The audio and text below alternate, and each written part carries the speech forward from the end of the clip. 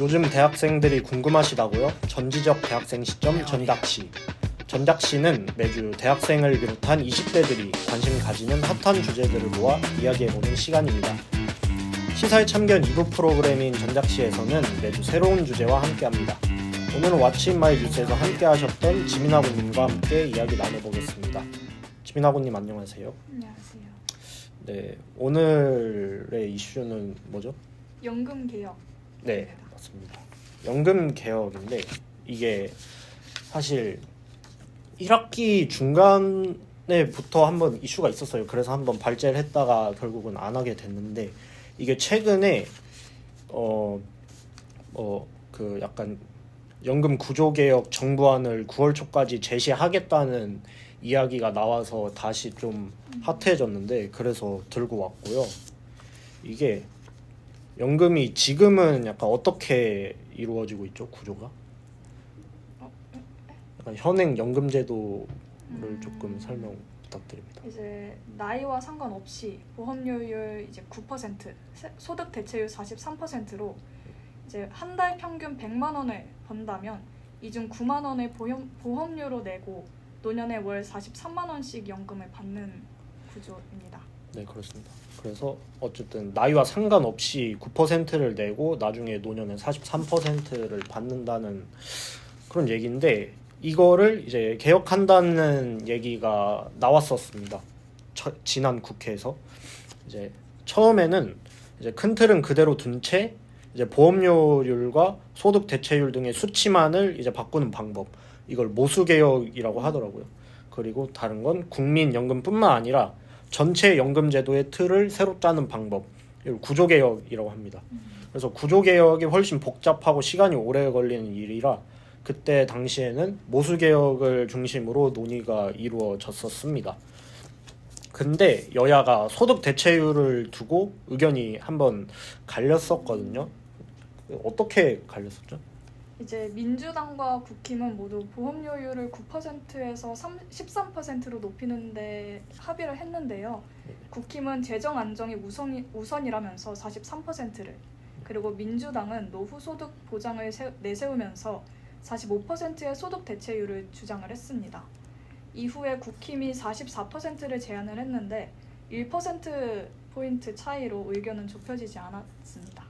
네, 네. 이 논의가 이루어진 다음에 얼마 지나지 않아서 또 더불어민주당 측에서 이제 이재명 당대표가 국민의힘의 44% 제안을 받아들이겠다고 발표를 했습니다. 그 이유로는 뭐 1% 포인트 때문에 이렇게 계속 장기간 논의가 와가는데 1% 포인트 때문에 연금 개혁안을 무산시킬 수 없다라는 입장을 밝혔는데요. 그러나 국민의힘은 구조개혁의 필요성을 강조하면서 또 반대를 하고 다음 국회, 이제 지금으로서는 지금 22대 국회죠. 에서 모수개혁과 구조개혁을 함께 논의해야 한다고 주장을 했습니다. 그래서 약간 이 이야기를 딱 처음 봤을 때는 아니 해달라는 대로 해줬는데 왜 또 반대를 하지? 그냥 야당에서 튕기나? 라고 생각을 했는데 또 그런 것만은 또 아니더라고요. 조금 더 자세히 들어가면은 이제 국민의힘에서 제안한 개혁안에는 연금 보험료율과 소득 대체율에 대한 그런 수치적인 내용뿐만 아니라 이제 구조 개혁을 포함한 부대 조건이 포함되어 있어가지고 부대 조건을 쏙 빼놓고 소득 대체율만 수용하면서 이제 국힘이 제안한 연금 개혁안을 받아들이는 것처럼 말하는 것 자체가 이제 본질을 왜곡하는 것이라고 국힘에서 입장을 밝혔습니다. 그래서 이제 연금 그렇게 일단 일단락이 지난 국회에서 됐고요. 그러다가 이게 연금 개혁안 발표를 이제 그 여야 간의 합의가 잘 안 돼가지고 정부 주도에서 이제 진행을 하겠다는 취지의 이제 발표가 이번에 나오게 된 것이죠. 그래서 정부 개혁안에 대해서 좀 설명을 부탁드립니다. 네.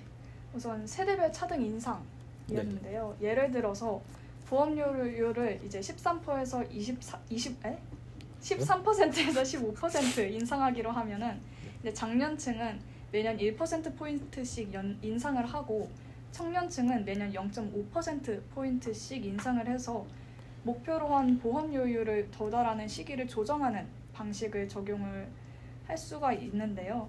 이제 보험료율을 15%로 올리면 1970년생의 수익비는 2.87에서 2.7로 소폭 하락하는데 2020년생은 1.9에서 1.3으로 크게 하락을 합니다.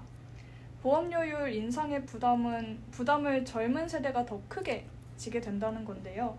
바로 이 때문에 유희왕 국민연금연구원 연구실장은 이제 재정 안정화 개혁은 미래 세대 이해와 동의에 기반할 수밖에 없다라고 말을 했습니다.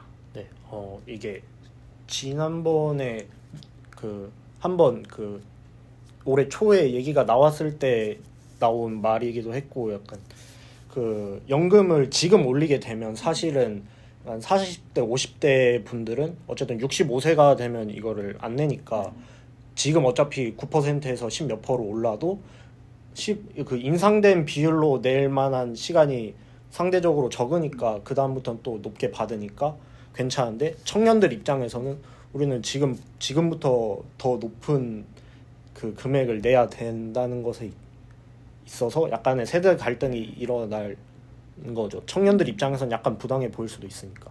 그래가지고 중장년층은 지금 아예 1%씩 매년 1%포인트씩 인상을 하고, 청년층은 그거의 절반 0.5%포인트씩 인상을 해서 약간 그 간극을 좀 줄이고 세대 갈등을 좀 이렇게 하자라는 취지인 거죠. 네, 뭐. 그러고 또 재정 안정화 장치에 대한 이야기도 있거든요. 이것도 설명을 부탁드립니다. 네. 이제 이 재정 안정화 장치라는 게 나온 이유가 보험료율 인상만으로는 연금 고갈 시기를 많이 늦추기는 어렵기 때문인데요. 기금이 고갈될 상황이면 자동으로 납부액을 올리고 수급액을 줄이는 장치를 이제 국민연금 시스템 내부에 마련한다라는 것입니다. 근데 목표 보험료율 등 세부적인 수치는 국회 논의를 통해서 확정을 한다라는 방침입니다. 이거에 대해서도 기사를 하나 봤는데, 이게 기억이 정확하진 않을 수도 있겠지만 원래 여야에서 합의를 봐서 그런 모수 개혁으로만 이제 개혁을 하면은 길어도 그래도 7, 8년이면 또 이게 고갈이 된다고 하더라고요. 그래가지고 구조적으로 개혁을 해야 된다는 입장에서 나온 게 아마 이 재정 안정화 장치였던 것 같습니다. 그리고 또 국민연금 크레딧 이거를 확대한다고 하는데, 이 크레딧 제도에 대해서 한번 설명을 해주실래요? 네. 국민연금 크레딧 제도는 이제 사회적으로 가치 있는 행위에 대한 보상으로 국민연금 가입 기간을 추가로 인정하는 제도를 말합니다. 네, 이거에 대해서 한 가지 예시를 들면, 그래서 군 크레딧이라는 게 있는데, 이게 현행 제도에서는 군복무 기간 6개월 동안을 이제 연금 수급 시점으로 인정을 하는 제도라고 합니다.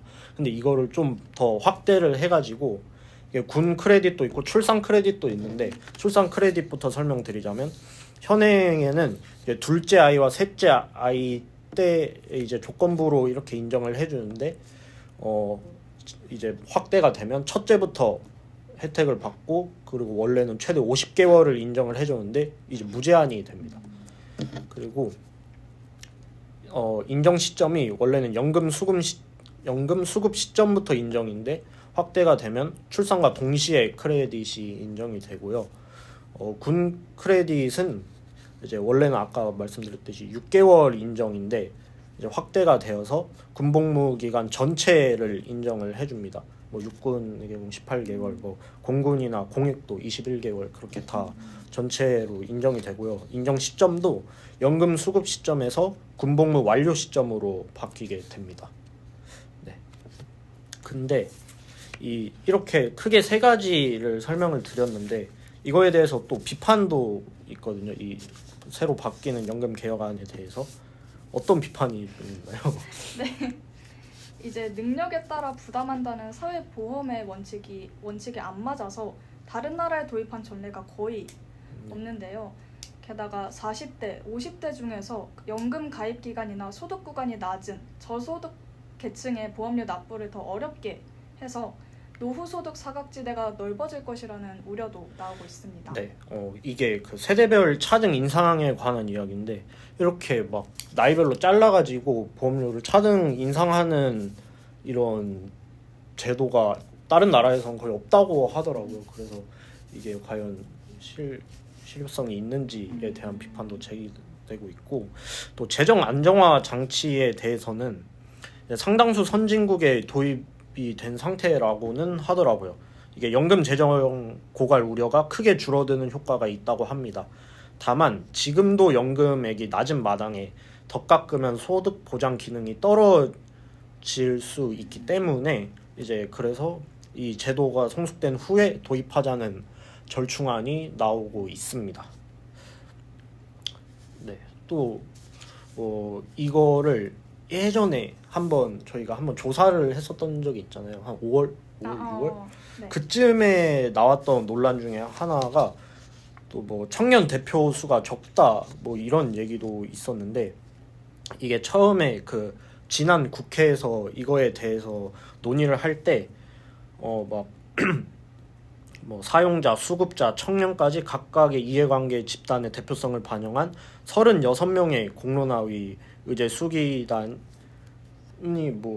막 진행을 했었습니다. 근데 이게 지금 시민단체 소속의 청년을 제외하면 개인 자격의 청년은 불과 5명 뿐이라고 했고요. 또 이날 뭐 설문조사도 했었는데 시민대표단 500명, 만 18세 이상의 현재 인구 비율대로 구성이 됐는데 아직 태어나지 않은 미래 세대를 비롯한 청년 대표군을 대표단에 포함해야 하는 것이 아니냐는 논의도 있었지만 전례가 없다는 이유로 채택이 되지 않았었습니다. 그만큼 사실 이때 당시에는 또 이게 연금에 대해서 청년들의 입장을 좀, 이땐 뭐 세대별 차등 인상에 대한 이야기도 없었기 때문에 청년들한테 좀 부당한 게 아니냐는 목소리가 있었음에도 불구하고 청년 대표 수가 적어서 한번 논란이 올해 초에 좀 있었죠. 네, 그래서 또 뭐 어쨌든 이렇게 되고, 이건 뭐 일단락 되고 지금 나오는 그 전에 모수개혁이랑은 아예 다른 구조개혁이기 때문에 또 이 구조개혁 관련해서 청년 반응을 살펴보자면 우리나라의 20, 30대가 국민연금 개혁에 필요한 이유로 어떤 이유가 제일 높을 것 같으세요? 뭐 나중에 받을 확률을 높이려고. 네, 맞습니다. 아무래도 미래 연금을 받을 확률을 높이기 위해서라는 게 20, 30대의 가장 높은 그 답변을 차지를 했습니다.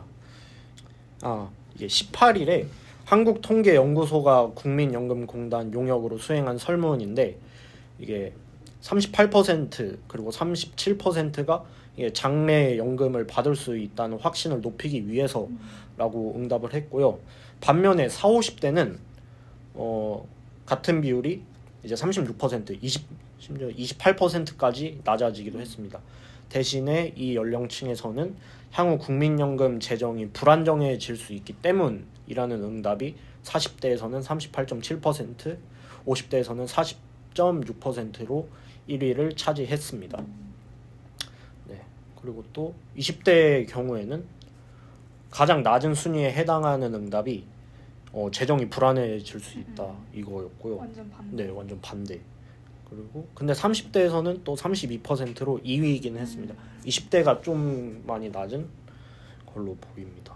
네, 이렇게 대충 연금 개혁, 이제 새롭게 이제 나올 연금 개혁, 이게 9월 초에 나온다고 하더라고요. 연금 개혁안. 그거에 대해서 좀 간단히 알아봤는데, 이제 또 저희도 말 그대로 청년 세대잖아요. 맞아요. 어떤 것 같으세요? 사실 이 연금 개혁에 대해서 솔직히 말하면 관심이 별로 없었다가, 저도 청년인데도 불구하고 없었다가 이제 이렇게 말을 해보니까 뭔가 청년의 입장이 아무래도 더 공감이 되는 것 같기도 하고, 아까 이제 저도 조금 정보를 찾아보려고 영상을 봤는데 이번 9월 달에 나오는 거에 대해서도 되게 말이 많더라고요. 네. 어떨지 그래서 한번 지켜봐야 되지 않을까. 직접 발제하셨는데 어떠셨나요? 네, 저도 이거를 한 5월쯤부터 계속 뉴스를 계속 팔로우업을 중간에 또 안 했는데 뭐 어쨌든 그때도 봤는데 그때 당시에는 이거 청년들한테 조금 약간 좀 청년들의 반발이 약간은 있을 수도 있겠다라고 생각을 했고 또 아까도 말씀드렸듯이 약간 뭐 청년 대표도 좀 적게 뽑고 좀 약간 기성세대 위주로 논의가 흘러가는 게 아닌가라는 생각도 개인적으로 약간은 가지고 있었거든요. 그런 기사가 좀 나오기도 했고 근데 뭐 지금으로서는 뭐 이거 연금 개혁 뭐 관련해서 뭐 전문가들 인터뷰도 있고 뭐 라디오도 보고 했는데 어쨌든 지금으로서는 연금 개혁이 불가피한 상황이기 때문에 또 전문가들이 말하길 뭐 어디서는 손해가 나올 수도 있고 뭐 그렇다고 하더라고요. 그래서 근데 뭐 그 지난 국회에서 논의가 됐었던 것도 물론 어쩔 수 없었겠지만 뭐 지금의 정부 개혁안도 나쁘지만은 않게 흘러가고 있는 게 아닌가라는 생각이 기사의 말을 빌려서 제 개인적인 그건 아니고 그렇습니다. 네. 전지적 대학생 시점 전작시 오늘은 연금 개혁이라는 주제로 함께 이야기해보았습니다. 다음 주에도 대학생의 시점으로 여러분들이 관심 가질 만한 주제와 함께 돌아오겠습니다. 지금까지 홍혁재, 이지민, 홍송현, 조영익이었습니다. 감사합니다.